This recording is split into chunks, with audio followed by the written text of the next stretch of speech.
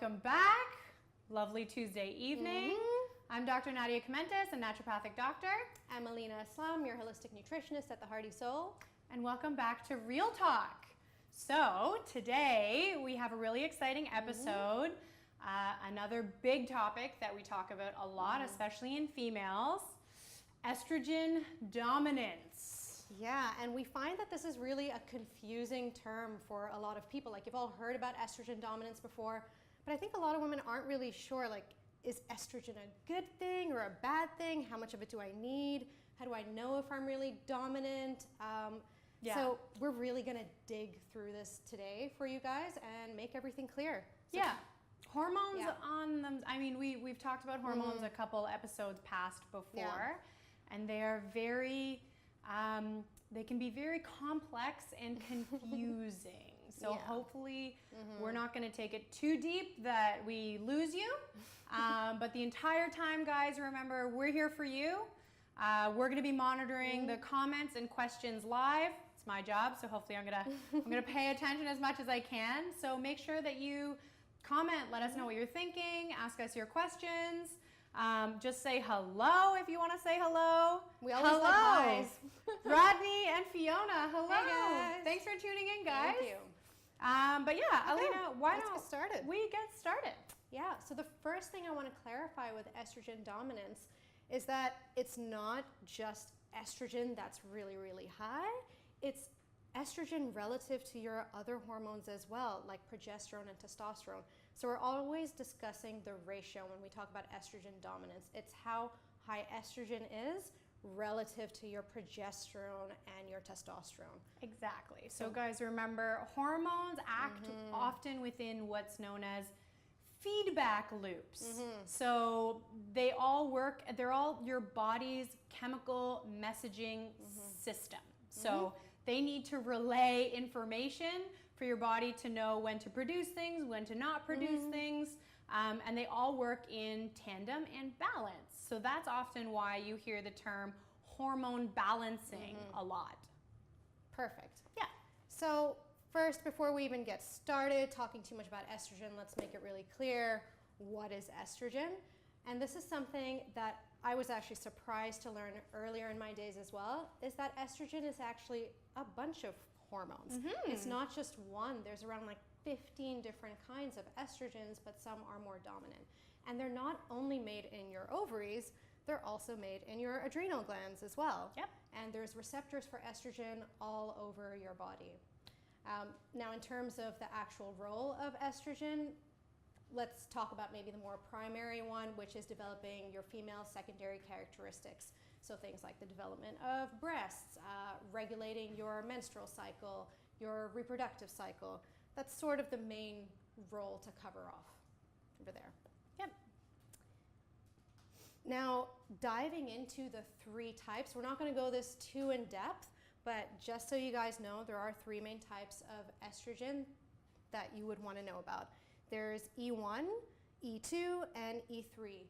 And now, estradiol and estrone, your E1 and E2, basically have stronger estrogenic effects. Basically, it's a stronger response or impact on your body than estriol, which is E3. Yes. So estradiol and estrone are the more predominant ones in your body and have a stronger effect, and the ones that are sometimes more linked to hormone-based cancers as well. Absolutely. So the primary active form is going to be E2.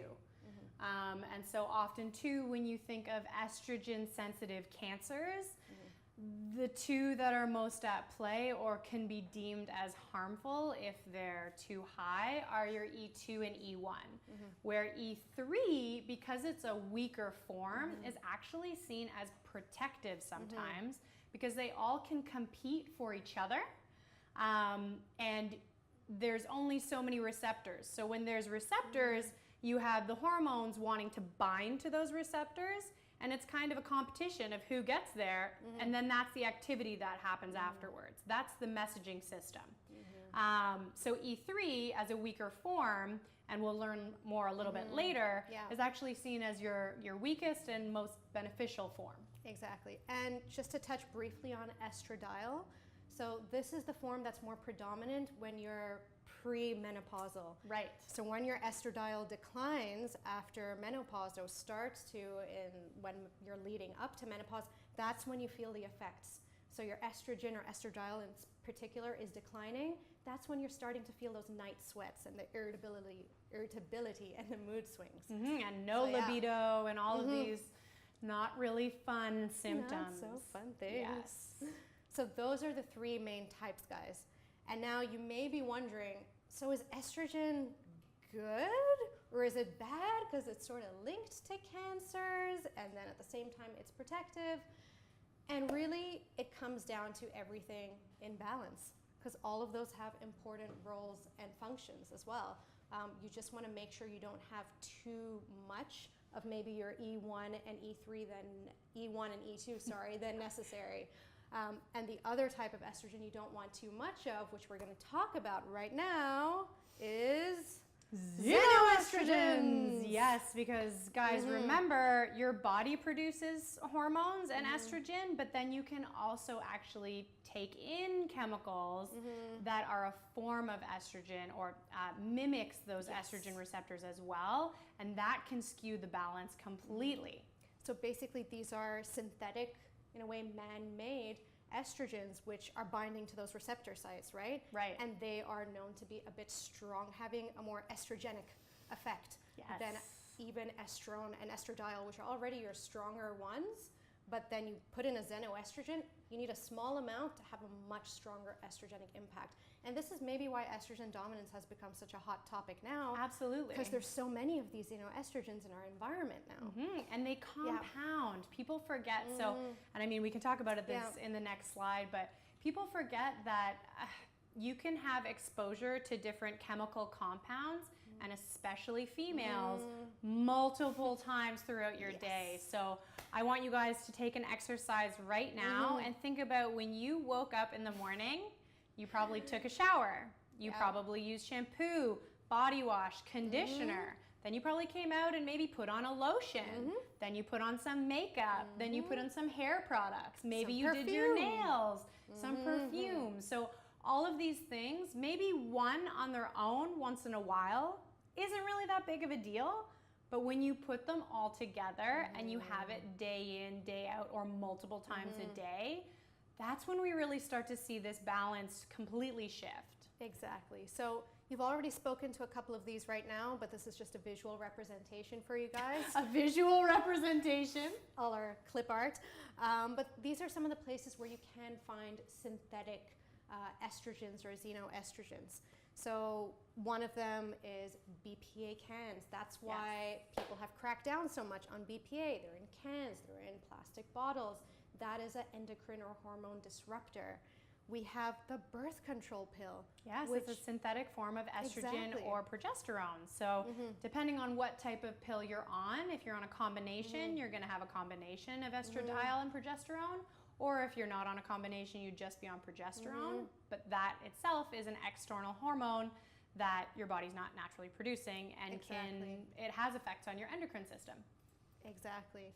And then, of course, there's just cosmetics and cleaning products, too. Don't forget, guys, all those sprays that we're using, the counter sprays, the cleaners, we're inhaling some of that stuff. Maybe some of it goes onto your skin. Lotions, gels, makeup. These are all things. And you may have seen some of these terms before. So parabens, you may have heard of, right? Your phthalates, PCBs, dioxins. You may have heard like these scary terms before and you're not sure what they are. Or why they matter. Yeah, or why they matter. Or why you should even care if something says, you know, paraben free. It's like, okay, that's great, but what do parabens actually do? They disrupt your hormone balance. Or otherwise known as an endocrine disruptor. So that's some of the places that you want to start being a bit more careful and trying to avoid these xenoestrogens, and maybe starting to buy some more natural products from a health food store, or try to make something of your own, or just even wearing less cosmetics as well. That can be a good starting place. Now here are some of the symptoms, because you may be wondering, well, how do I find out if I actually have estrogen dominance, right? Well, there is a clinical way you can find out, and maybe you want to talk about that before we get down to the actual symptoms. Yeah, absolutely. If you're working with a healthcare provider, so once we go through this, or maybe you're familiar with a lot of these signs and symptoms already, hopefully you're working with a trained physician that can help you either determine it through, you can do it through a salivary test, a urine test, a blood test, and depending on exactly what hormones you're going to be testing for and at what times of your cycle, they'll help you figure out what the best test is and how to perform the test at what times. Yeah. So a good time to actually figure out when to do that test. Of course, you can just go and ask your doctor, but once we talk through some of these symptoms, if a lot of them are resonating with you, that's maybe a sign for you to then go and do that salivary or blood test. So one of the major symptoms is weight gain.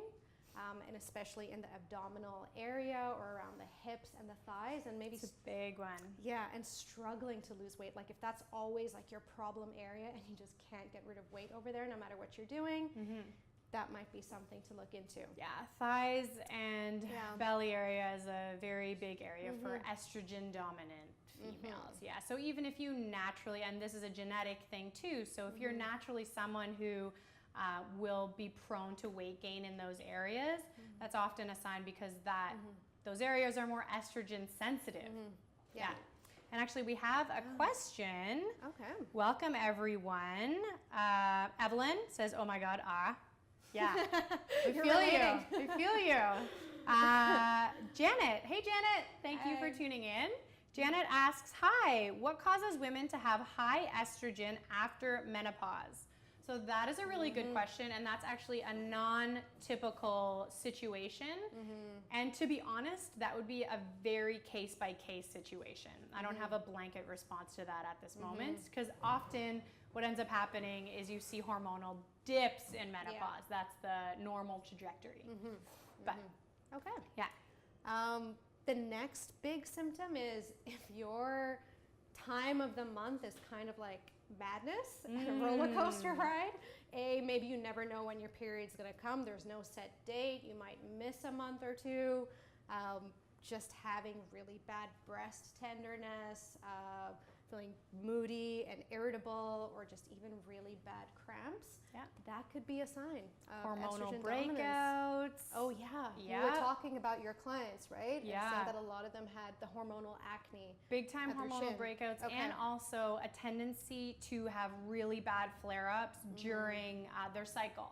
So hormone-related acne as part of their cycle.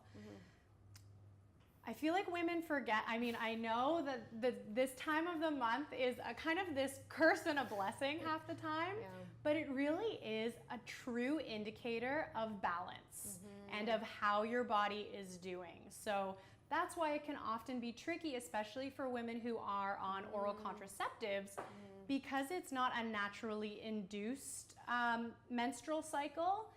It's harder to pay attention to what your body's underlying symptoms are saying. And then when you get off of the pill, sometimes when people have been on it for like 10 years and you're suddenly off of it, and then you're like, oh my God, I'm breaking out. It can take a long time to rebalance, for sure. And there are always circumstances and cases where actually being on oral contraceptives can be a preventative and a positive thing. This is always on a case-by-case basis. But just wanted to talk a little bit about how paying attention to hormonal cues is really important. And the more you're able to, like, our bodies are creatures of habit. It likes routine.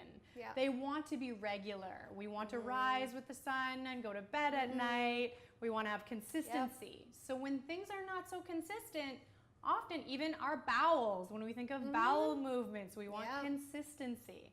So when that's off, often it's a really good sign that something's not quite right. Yep, definitely. I'm going to check in. Ooh, More questions right now? Yes, La. Okay.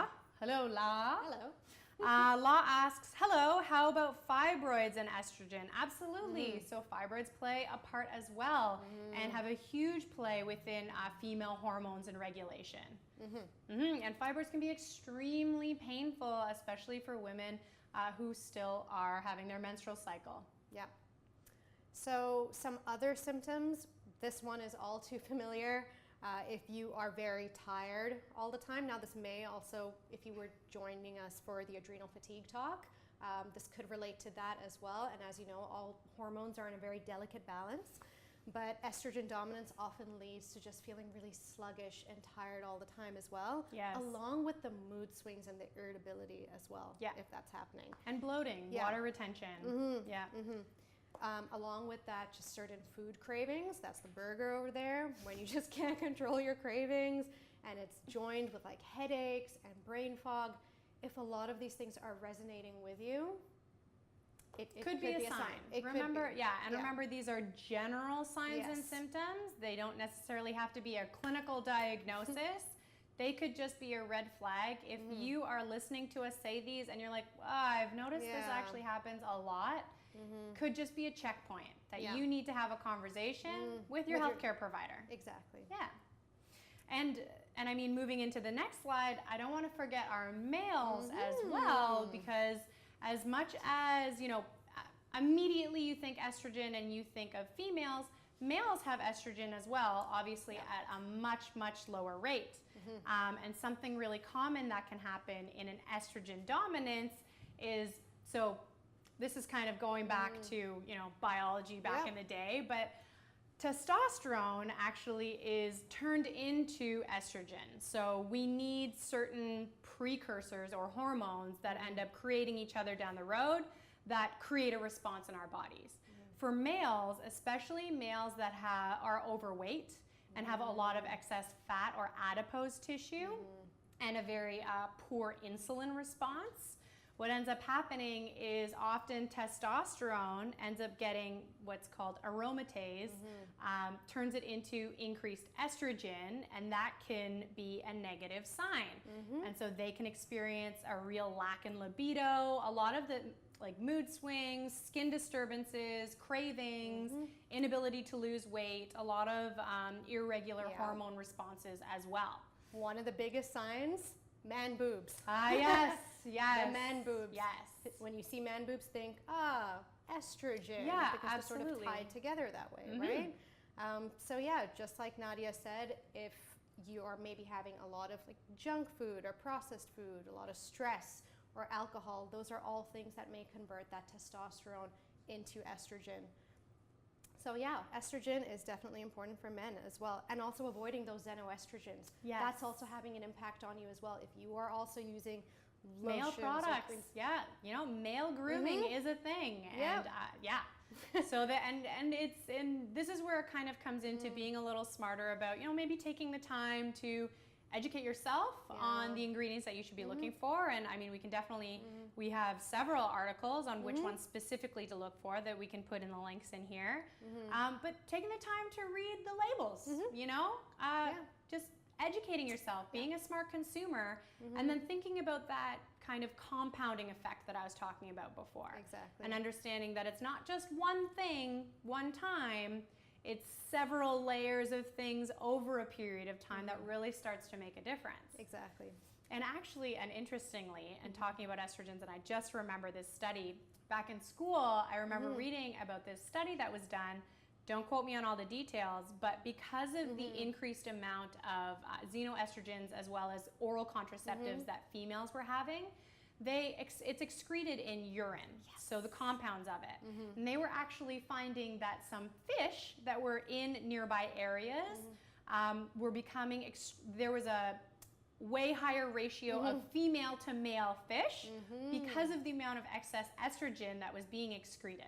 Yeah, it's Which is going crazy. into our drinking water as well, right? Yes. That's why sometimes you'll hear that xenoestrogens are actually in tap water as well, and that's why sometimes filtration is so important, because everything that you put in your body, if we're consuming more xenoestrogens, like birth control pill, where is it going? Right, It's going into the sewage system, going back into our drinking and our water supply. So that's where water filtration also becomes quite important. It's actually kind of crazy when you think, and I mean, I forget this all the time, that, you know, we're not isolated bodies. We are one with our environment as well. So the decisions that we choose to make on our own has an impact on our environment. And I remember hearing about that study and being like, Isn't that crazy? We're fish? affecting fish. And of course, then you think about that and the fish's ecosystem and their mating rituals, and that everything to do with that. And, you know, it's just, Yeah, no, definitely. kind of crazy. So now you're probably wondering, if you're thinking, okay, I know what estrogen is. I think I may have estrogen dominance. What am I supposed to do now about it? So you can't start to balance out your levels of estrogen without involving these two core or very important organs. We love this. We I know. love these organs. It These all are like our comes down favorite to organs. supporting your liver and supporting your gut.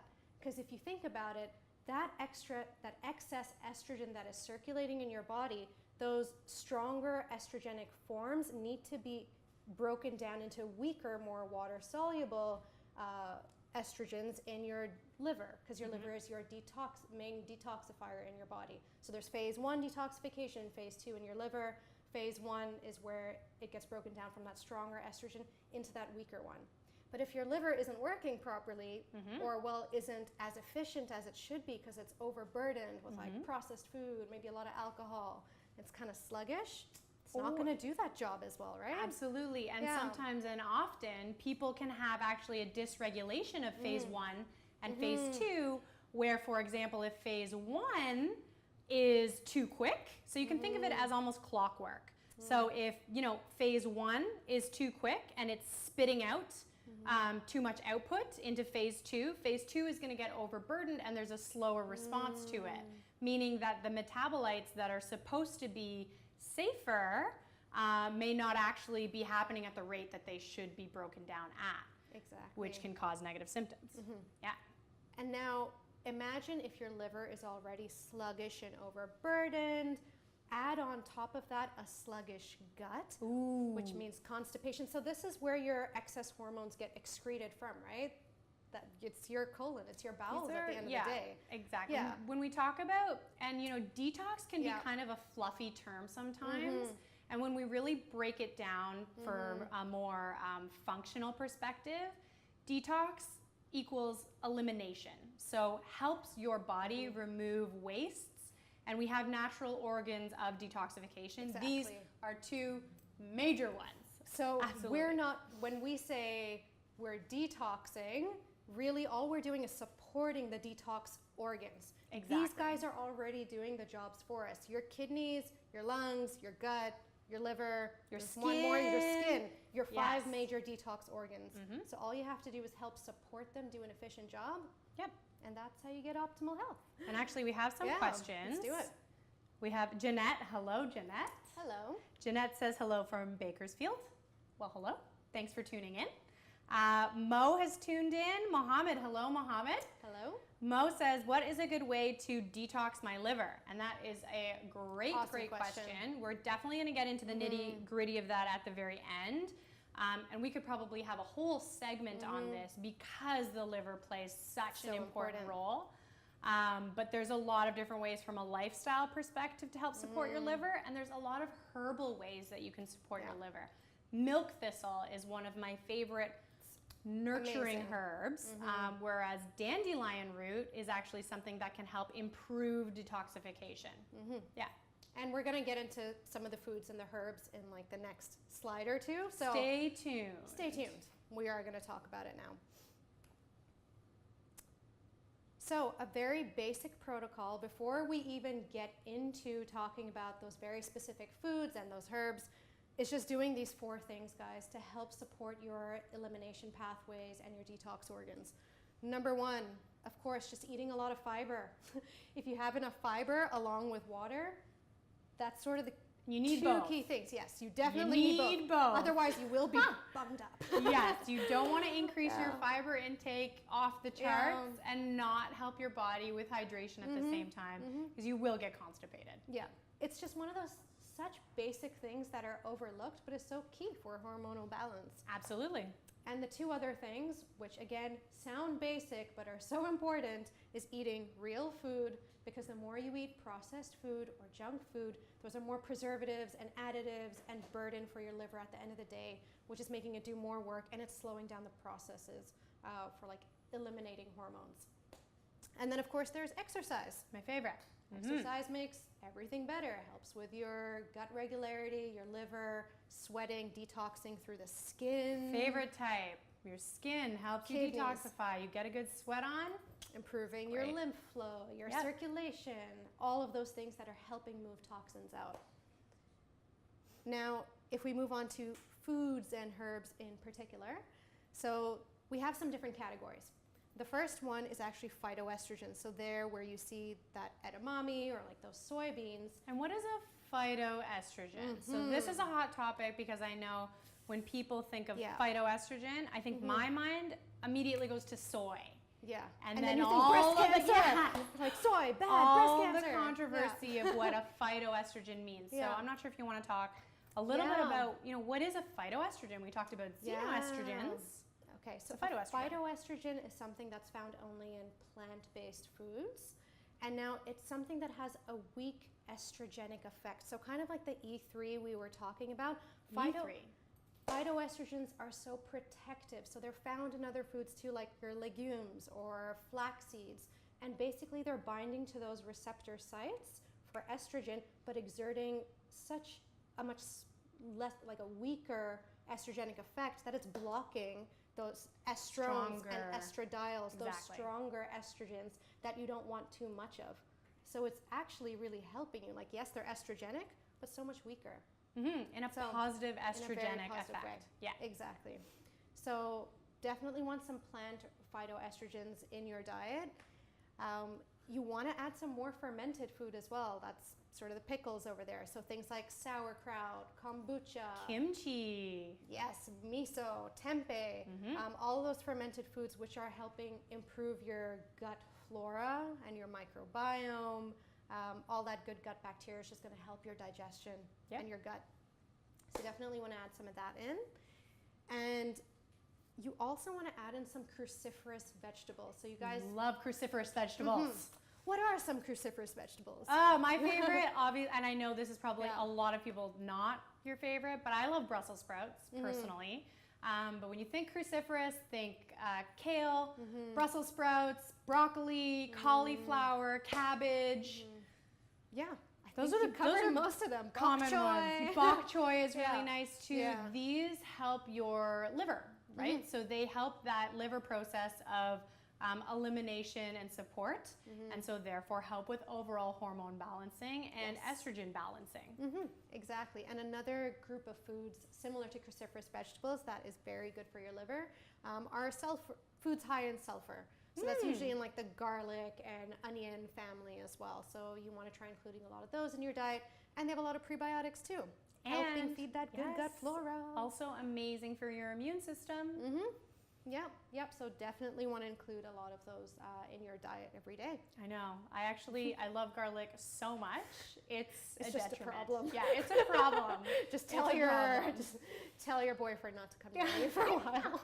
But remember, guys, too, when you're cooking with garlic, to keep the active components, you want to put it in at the very end. So you don't want to cook all the way through and kill all those healthy properties. Always cooking, and then keep it in at the very end. Or if you like raw garlic, you could do that too. Yeah, for sure. So those are some of the top foods that we talked about. We will discuss some herbs and supplements now. So Nadia has already talked about milk thistle and dandelion root, and then B vitamins as well. It's actually one that's really overlooked. Maybe B6 in particular as well is really good for hormone regulation and getting rid of some of that excess estrogen. Absolutely. Yeah. And most people, and often I have this question, if you were to put me on any supplements, what would you put me on? Would you put me on a multivitamin? Often, I'm more prone to tell my patients that they're more in need of a B complex, depending on their individual needs, of course. But definitely B6, B12 are big ones. Yeah, definitely. A really good way to have dandelion root every day as well is in tea form. If you're not such a huge fan of having pills all the time, dandelion root tea kind of tastes like roast drip coffee. It's delicious. Yeah, it's amazing. It's so good for your gut and helps you go to the bathroom, and it supports your liver. So it's really great drink to have first thing in the morning, or even multiple cups a day. Absolutely. A really easy One way. of my favorite blends of all time, of course.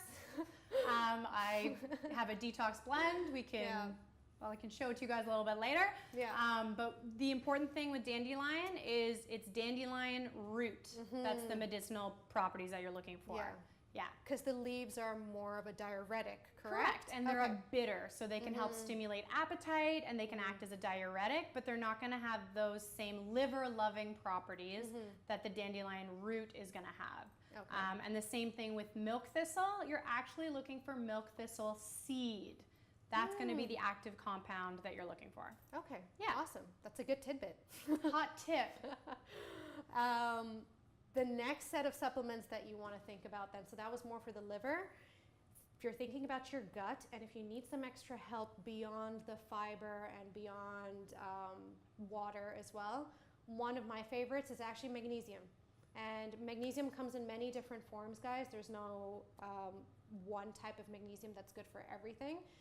Often magnesium citrate and magnesium oxide are the ones that are a little less absorbable, but that's a good thing because it helps push things out. It's more of a laxative effect. It's definitely a laxative effect. Like magnesium citrate can get things definitely going. Help you go. So if you're looking at something like magnesium glycinate or bisglycinate that you may have heard of before, that's maybe better for magnesium deficiency or like muscle pain and cramping to help things relax, but it may not help you go to the bathroom. So keep that in mind. I am a magnesium lover. I take magnesium every night, actually. Yeah, so does my husband. It's a very common deficiency. And in terms of fiber, if you feel like you're not getting enough, I mean, you can easily get it through vegetables and fruits and legumes and whole grains. But if you feel like you need more, just go to a health food store, and they do have fiber powders. There's psyllium husk, there's acacia. There's many options on the market right now. Do you want to talk a little bit about the difference between soluble and insoluble fiber? Actually, that's a very good point. Because this is also, I mean, I wouldn't say it's a super common question. People aren't coming to me off the streets asking, but there's an important differentiation. So fiber can often come in two forms. Soluble, and you can think of, something that is in solution or able to break down, and insoluble, so something that is harder to break down. Yeah, so exactly like you said, insoluble fiber, maybe think of it more like a broom. Yeah, like a broom. Helping sweep things out I like because that. you can't break it down. So insoluble fibers, for example, in plants or celery, you have cellulose, like that tough plant fiber that is kind of scraping your gut like a broom and just helping move things out. Yeah. That's more of your insoluble fiber. Now your soluble fiber is usually something that forms more of like a gel. Correct. In your gut. It takes water in as well, so you always want to have it with water. I mean, both types of fiber. Exactly. Again, you want to make sure that you're hydrating a lot. Otherwise, actually, it can be very painful. Yeah. You can get a lot of stomach cramping, and it's not good. Yeah. But yes, it creates a gelatinous type structure because it brings in water. Helps form that stool. Exactly. Yes. Exactly. Yeah. So yeah, you can definitely go get some fiber at a health food store. And now there are also hormone-specific blends that you can get, guys, at a health food store, and they are so powerful. I've used them before myself. Yep. I've used them on clients. They pretty much bring together all of the liver-loving herbs. They often have things like milk thistle in them, but then there's very specific ones like I3C or indole 3-carbinol. It's a great one. Yeah. DIM sulforaphane, which actually comes from, I believe, broccoli extract as well, and Vitex. Vitex is one of my favorite hormone balancing herbs, especially in females with estrogen dominance. Now, again, just a note, all of these very specific ones, you always want to make sure you're working with a healthcare provider to figure out what the best dosage and recommendation is for you, because hormones are so individual. Yeah. Is this something that someone would need to cycle on and off of, or is that again more? Absolutely. Yeah. These are depending on your case. Okay. You're going to probably want to go on them for X amount of time until things are regulated again, but they may not necessarily be something you want to be on, for the rest of your life. Right. Right. Okay. They're specific for your health concern, as opposed to something more like, magnesium or a B complex, which you could take very regularly every day. Or a probiotic, for example. Yeah. These are case dependent, and they'd be taken for a period of time. Which reminds me, another thing I want to add on there in the gut section, probiotic. Probiotics. If you can't get access to miso or tempeh, or don't even know what it is, or are not bothered to eat tempeh, just have a probiotic every day. That's something that both Nadia and I have every day, and it just keeps everything moving well. So yeah, that's it for estrogen dominance, guys. Thank you. We're now ready to take all of your questions. I'm gonna take a look. Yeah. We have all right. Wendy says, hey, Wendy. Hello, Wendy. Dandelion root and milk thistle in tablet form. Where from? Yeah, you can get these definitely in supplement form as well. There's a multitude of different brands. Definitely some brands are better than others. Anytime you're looking for a supplement, you always want to look at the back to see if there's a ratio of the potency. So you'll see, you know, a 2-to-1 or a 1-to-4. That ratio lets you know that extract potency. So if it's a really, really low ratio, or if they don't even mention that, I tend to shy away for those supplements, and I look for ones that have those specifically labeled. Yeah, and another tip is to go to a health food store versus a very generic drugstore. They carry vitamins now, and this is not to say you can't find good quality supplements there, but usually you will find better variety and better quality in a health food store, and there is usually a naturopath or someone on staff to help educate you and make sure they're getting you the right thing. Yes. We have another great question. Sorry, my screen is refreshing as I'm scrolling, so it's just refreshed. Nadia's getting tired. I know, it's been a long day. Okay, we have another great question. Soraya. Hello, Soraya. Hopefully I pronounced your name wrong. I'm sorry if I did not. What form of probiotic and how much daily should you use? Great question. So probiotics, not all are equal. As you guys know, there are different types of strains of probiotics, and there's different potencies of those strains. And depending, so for example, someone who has IBS and someone who suffers from eczema, I would look at those probiotics and probably recommend different strains and combinations for each person. For an overall general probiotic, you want to look for a multi-strain it's really dependent. It's very dependent on you, also because probiotics can be expensive. Another example is if you've just gone on a round of antibiotics, and so antibiotics are a way they kind of just kill all bacteria, not selectively, and so often to get back to a healthy level of bacteria again in your gut, people can take a recovery probiotic that's an extremely high strain, but also can be very expensive. So I would work with your healthcare professional to figure out what the best strain and combination is for you. Do you have a favorite? I do have a favorite. I don't know if it's available everywhere. I usually do go for refrigerated brands, just to keep the potency a little bit more intact. So you can get shelf-stable, but again, it's brand dependent. So it completely depends on the integrity of the brand that you buy. Exactly. The brand I use is Flora. I have no affiliation. This is just a brand I've noticed works really well for myself. It's around 30 billion strain. So in terms of dosages, you can get anywhere from 1 billion all the way up until 150. Yeah, or usually at a health food store, even more. Yeah. Again, like Nadia said, it's very dependent on each person, though, like what's going to suit you. So at a base minimum, a lot of people do take around like 10 billion, maybe 20, 30, but there are people who feel a little uncomfortable even at like 1 or 2 billion. It's a bit too strong. It's too strong, it's too much. So I would say start off at maybe a smaller dose and see how you react for a little while working with your healthcare practitioner as well, and take it from there. Yep. Cool. I think that's pretty much it. I'll do one more. No problem, Soraya. And I'm looking specifically for questions related to this topic. An iron supplement, great iron supplement that, If you are not a vegan and you can have an animal source, Proferin is a great that's a really version. good one. Yep, and remember with any iron supplement, you want to take it with vitamin C to help with the absorption.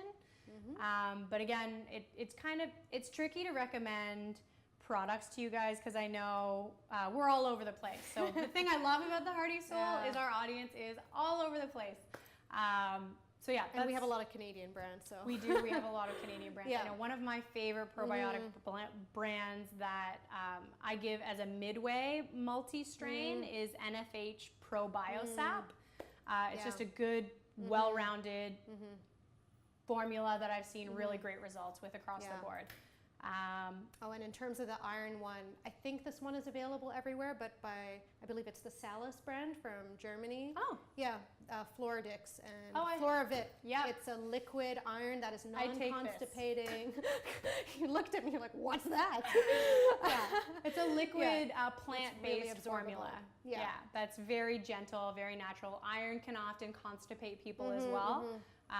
So picking the right one for you is individual too. Yeah, exactly. Yeah. Hey, YouTube! Thank you so much for tuning in today's episode. And if you liked what you watched, please be sure to subscribe to our channel. Yes, and if you had any questions or comments, you can just hit us up below. You can also give us a like. And if you missed last week's episode, you can see that right over here. And if you do want to see more of our previous episodes, you can catch them all over here. And also, be sure to tune in every Thursday at 10 a.m. for our other show, Real Food Live. Thank you so much, guys. Bye.